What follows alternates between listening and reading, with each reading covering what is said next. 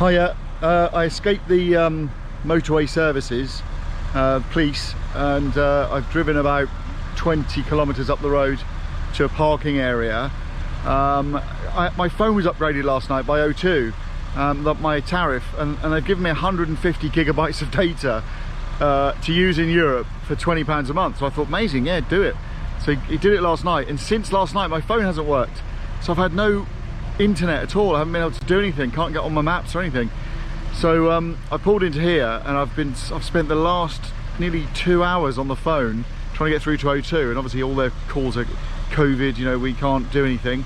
So I've just managed to get through, and they've sent me some updates. Apparently the guy who did it last night did it on an Android instead of an Apple selection. So a girl this morning, just now, has said she's changed it, but it could take a while to upgrade. I'm sitting here waiting, so I made myself a coffee, I made all sorted out the van, and yeah, so this is just a little parking place that they offer to kind of travellers off of the motorway. You get toilets, somewhere to wash your hands, little picnic area, toilet, bins, and then yeah, all the drivers and everything park here. Not safe at night though, absolutely would not stay here overnight. Last night I stayed in a services, but I was right near the entrance, so felt particularly safe. And when my business starts up, you'll kind of see what I'm doing and the reason why I say that this is not safe. And there's lots of places like this that are not safe. If you go on to Google, you'll find loads and loads and loads of stories of being in France and Italy, where you park on the side of the road, or you park in one of these places, and someone comes along at night and they put a pipe into your vehicle with gas, and it knocks you all out, and then they rob you, and you wake up, you know, really groggy with a headache, and everything's gone. So not safe at all. I mean, I'm just reading some horrific stories of people getting attacked in their tents, people getting attacked on campsites. So certain campsites, you know, not very secure. So yeah, you'll see later on what my new business is going to be, which I'm starting up with a couple of guys. One guy I've known for a long time and worked with him at the MOD, at the headquarters, and another, oh, the guy just got out of the truck and his truck's going backwards. I thought it was running away. He's laughing at me. I thought it was going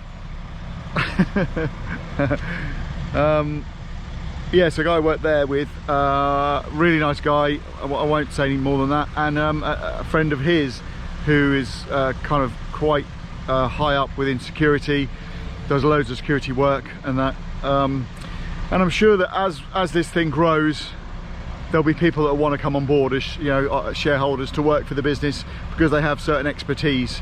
But yeah, lot to talk about later, you know, to come, but some really good stuff happening.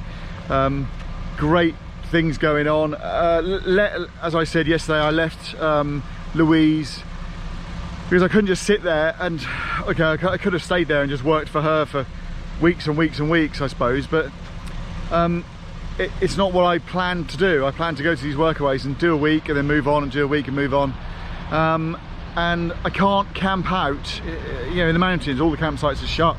So Tony and Justine have said I can go back there.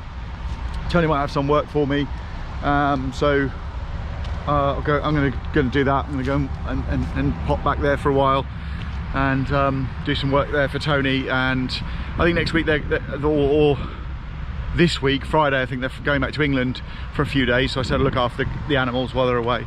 So that's pretty good. I need a shave, really need a shave.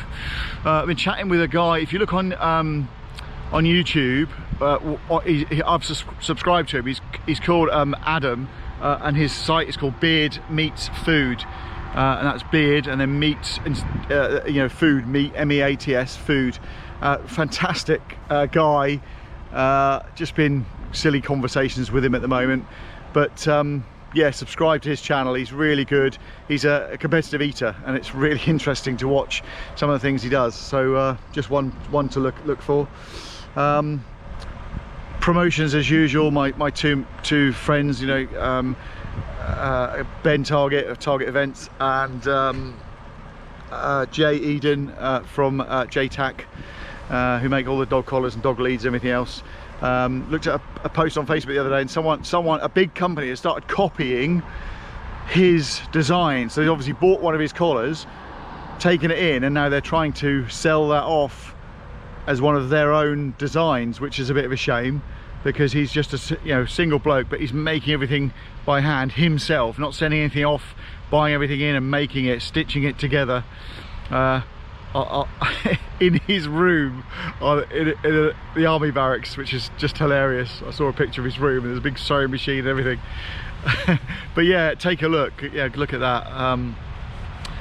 I really would love to start getting some subscribers that want to sponsor a little bit, because it's starting to cost me money. I've still got enough to last me, but if anyone wants to sponsor me, I will go and do whatever. I'll do holiday destinations. The VW, obviously, it's always needs bits. It's costing me money. I've had to put winter tires on it. I've just put a new starter motor on, alternator, battery, relay, exhaust. So I mean, I need new exhaust. Rear light, someone stole my rear light, so I've kind of taped it up at the moment. I'll show you what it looks like. It's not bad.